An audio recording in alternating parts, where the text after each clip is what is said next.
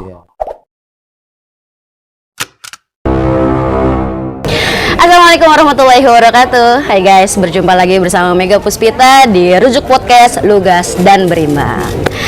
Oke, pada kesempatan malam hari ini lagi-lagi saya tengah mengikuti kegiatan reses ketiga tahun 2022 anggota DPRD Kota Bekasi. Nah, pada kesempatan malam ini saya telah bersama dengan Wakil Ketua DPRD Kota Bekasi, yaitu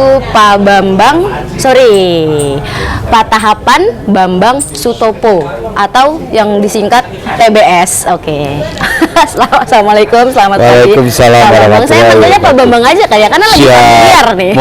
Monggo.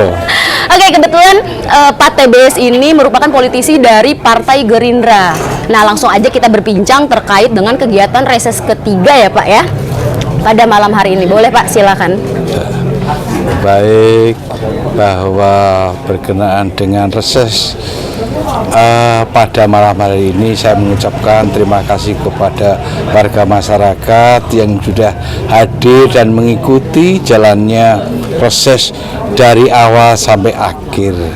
Dan alhamdulillah banyak hal yang bisa kita serap dari masukan keluhan dari masyarakat yang akan saya bawa ke DPRD untuk disatukan dengan dewan-dewan yang lain, menjadikan salah satu laporan kinerja dari DPRD yang nantinya akan disatukan, dikomunikasikan dengan pemerintah daerah bagaimana untuk mengatasi, menyelesaikan permasalahan-permasalahan yang ada di lingkungan tersebut. Oke, nah berarti langsung aja nih. Ini kan sudah kegiatan reses yang ketiga ya dalam selama 2022 ini ya kan ya. Nah, selama ketiga kalinya nih, maksudnya selama dari reses pertama, kedua, ketiga, ini kira-kira aspirasi apa sih Pak yang mungkin banyak disampaikan oleh masyarakat untuk kemudian nanti dianggarkan di tahun 2024 mendatang ya?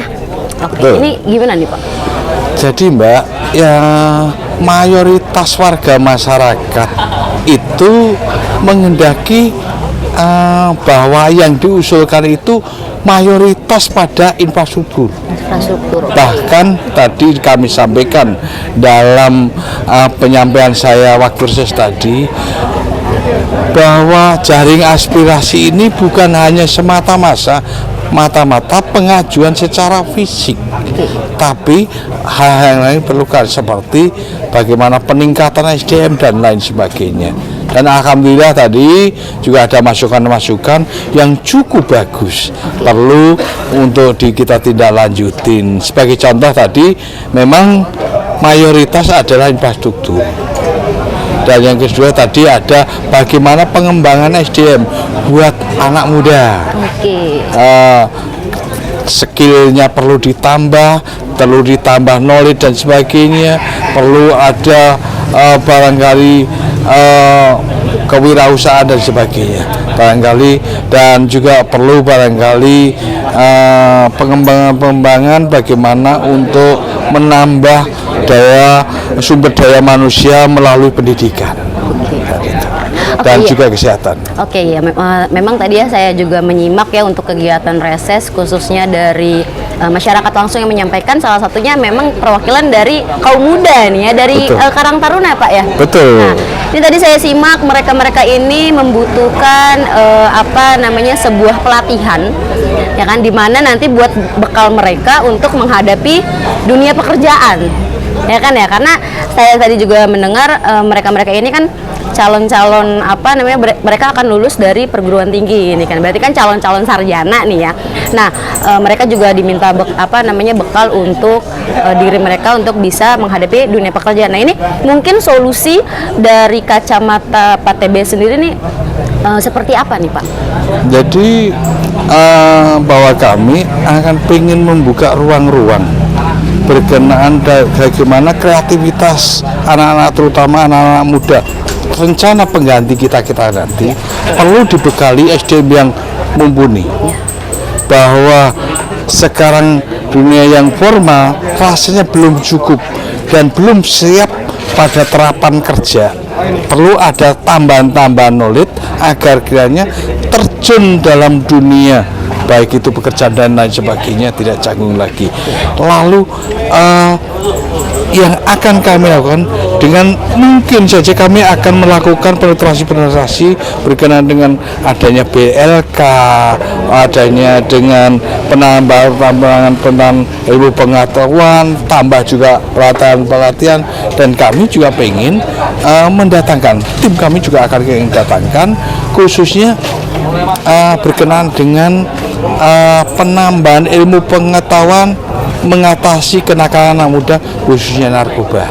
Nah, ini kita sudah mencoba bekerja sama dengan Dr. Aisyah Dahlan. Nah, ini yang ingin kami kembangkan dalam rangka untuk bagaimana anak-anak muda pengganti kita itu jangan salah jalur. Harapannya itu biar setidaknya punya ilmu pengetahuan, rasa pede dan sebagainya dalam rangka menghadapi era global nanti. Siap. Soalnya saya pribadi kan ini masih termasuk kaum muda nih ya. Jadi saya tertarik gitu dengan materi-materi atau penyampaian terkait dengan kepemudaan gitu ya. Dan memang di sini Pak TB sendiri memang sangat support juga ya untuk pengembangan dari muda-mudi itu sendiri. Nah, kembali lagi Pak tadi kan ke aspirasi berdasarkan infrastruktur gitu. Nah, ini kalau boleh informasi nih, ini kan saya juga ibaratkan wilayah ini kita di perumahan Pondok Ungu Permai ya Pak ya? Betul. Di RW 13. Nah, ini kebetulan Pak, ini bukannya saya ini ya, ini tempat gede saya nih Pak nih. Sekolah nggak jauh dari sini nih gitu kan. Nah, dulu ini kan saya pernah menyaksikan langsung bahwa wilayah ini udah banjir nih Pak. Dulu tuh banjir gitu. Nah, ini saat ini kan untuk mungkin juga itu tadi kan dengan pertumbuhan atau dengan banyaknya pembangunan infrastruktur sudah mengurangi banjir itu sendiri. Nah, mungkin itu boleh diulas Pak. Ini bagaimana proses dari Pak TBS sendiri gitu kan dalam mungkin merealisasikan aspirasi masyarakat terkait dengan infrastruktur tadi sampai mungkin di titik ini banjir salah satunya yang mungkin itu juga jadi langganan warga ya Pak ya untuk terkait dengan infrastruktur ini seperti apa nih Pak? Boleh diulas sedikit? Iya. Berkenaan dengan permasalahan khususnya di Kaliabang ini Mbak, yang pertama permasalahannya memang itu banjir. Yang kedua permasalahan yang cukup itu adalah kemacetan. Macet. Ada dua itu yang macet. Bahwa yang pertama dengan banjir, kebetulan kita di posisi di perbatasan antara kota dengan kabupaten. Alhamdulillah Kota Bekasi sudah bersemangat dengan bagaimana mengatasi banjir itu, tapi ini kurang bersambut gayungnya ini dengan perbatasan kita. Tetangga, sekalipun kita sudah berkoordinasi dengan DPRD tetangga kita, bahkan kami sudah mencoba berkoordinasi dengan DPRD tingkat provinsi. Namun hasilnya belum begitu maksimal.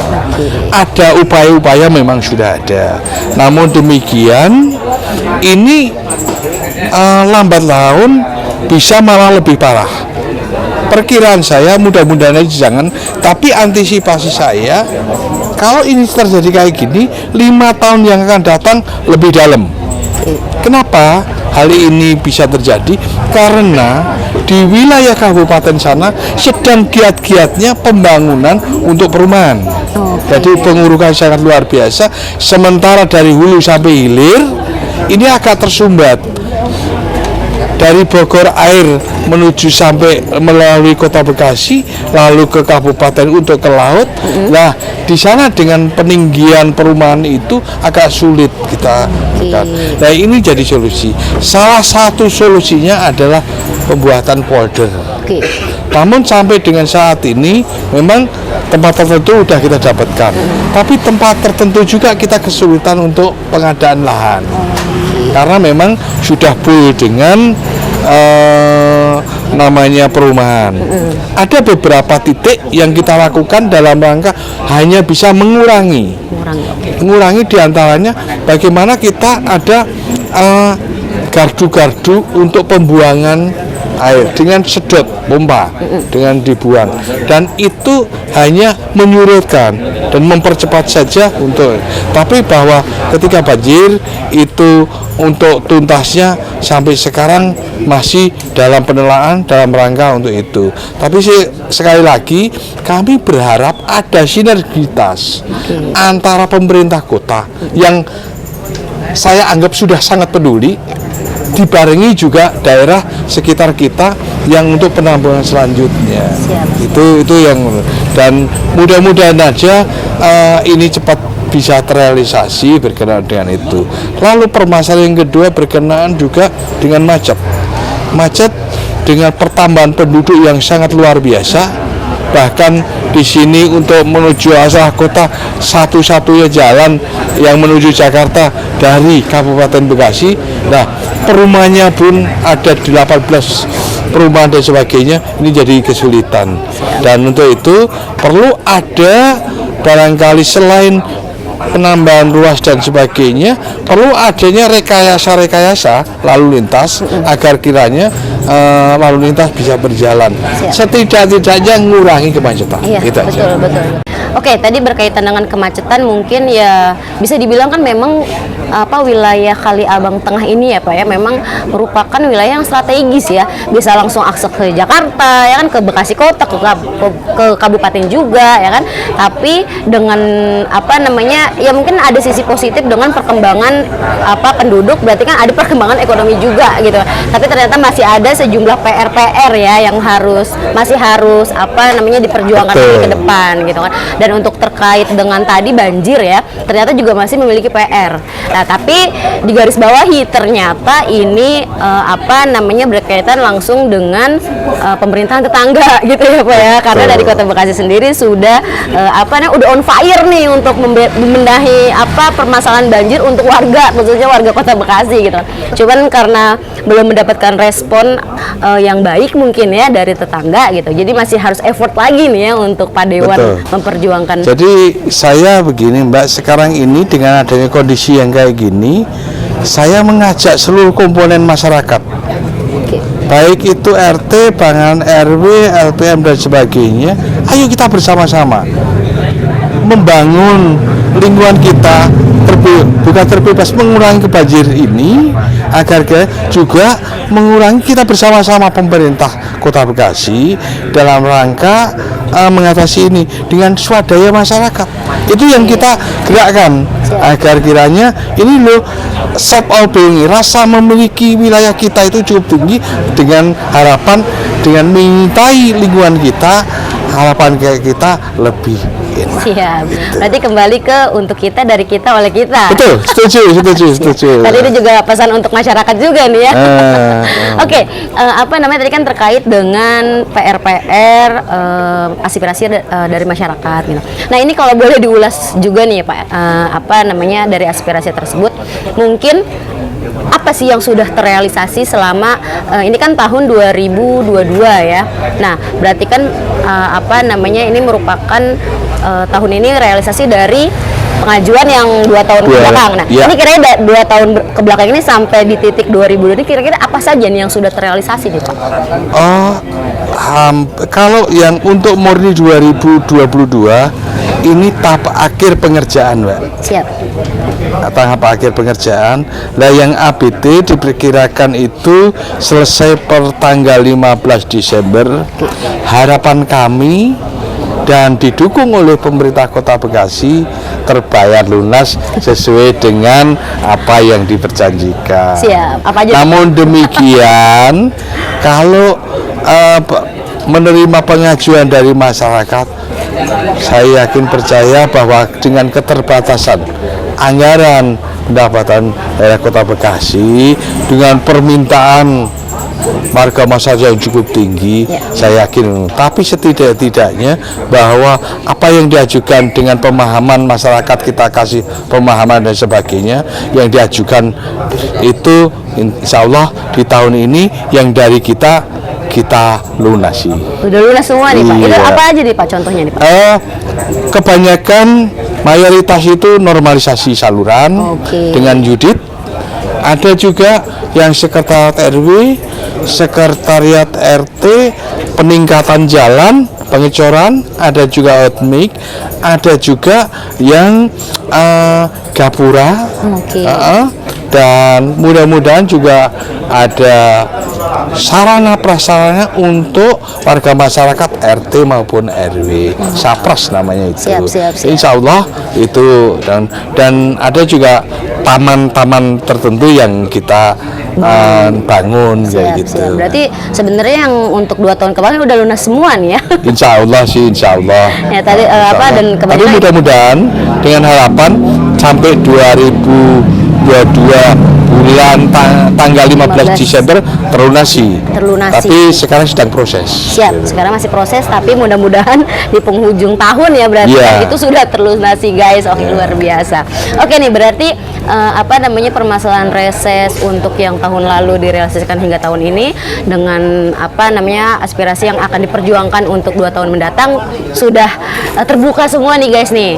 Nah, mungkin terakhir nih ya Pak, boleh kembali diingatkan kepada warga Pak terkait dengan teknis atau regulasi dari realisasi aspirasi itu sendiri Pak, gitu, biar masyarakat tuh nggak mereka menyampaikan langsung malam ini gitu kan atau hari ini terus berharapnya besok udah langsung terrealisasi. Ini boleh Pak diberi lagi Pak edukasi kepada masyarakat. Ya, kami mengajak kepada warga masyarakat bahwasannya proses untuk pembangunan itu ada beberapa tahapan-tahapan, melalui tahapan musrembang, baik itu tingkat kelurahan, kecamatan, kota, dan sebagainya. Ada proses-proses selanjutnya, dan proses itu dilalui dengan berbagai tahapan. Nah, untuk itu kami mengajak warga masyarakat untuk dapat memahami berkenaan dengan proses itu dilalui, dan kami juga meminta kepada warga masyarakat agar kiranya dengan keterbatasan anggaran tidak semua bisa terpenuhi dengan baik. Siap. Dan untuk itu agar warga masyarakat dalam pengajuannya mengajukan dengan skala prioritas. Dengan harapan itu bisa terbangun. Dan terakhir, barangkali saya juga ingin mengajak warga masyarakat Kota Bekasi, mari bersama kami membuat Bekasi yang membekasi di hati. Di hati. Oh, siap. Berarti harus tertanam ya. Betul. Karena mungkin ini Kota Bekasi ini memang dalam segi pertumbuhan juga sudah sangat pesat ya. Nah, tapi harus juga didukung dengan masyarakatnya gitu kan ya. Karena kalau kotanya udah terbangun tapi masyarakatnya masih tertinggal, susah juga nih ya kan. Jadi harus seimbang ya Pak ya. Betul. Oke deh, sebelum kita tutup nih Pak, ini kan masih dalam momen Hari Sumpah Pemuda. Kemarin kan tanggal 27 ya Pak ya. Ini mungkin boleh nih pesan-pesan untuk kaum muda, kan tadi juga ada dari Karang Taruna untuk ke depan khususnya untuk negara Indonesia di momen Sumpah Pemuda. Silakan.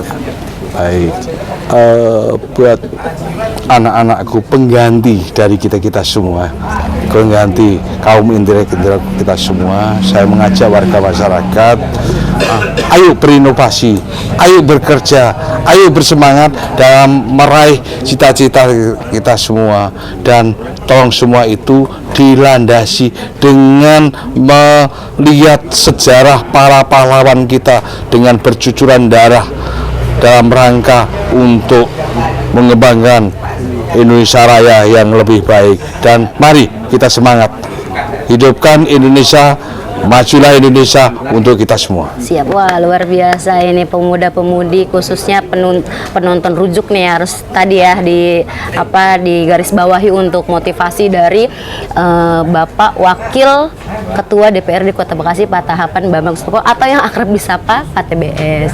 Ini terkait dengan kegiatan ini sudah amat sangat gamblang ya dan informatif sekali yang disampaikan dengan Pak Bambang nih. Ini sebelumnya saya mengucapkan terima kasih nih Pak untuk waktunya dan juga tadi motivasinya ya kan, dan semoga ke depan Pak Dewan ini bisa selalu amanah nih ya dan memuaskan masyarakat dalam merealisasikan apa yang diharapkan oleh masyarakat khususnya Kota Bekasi.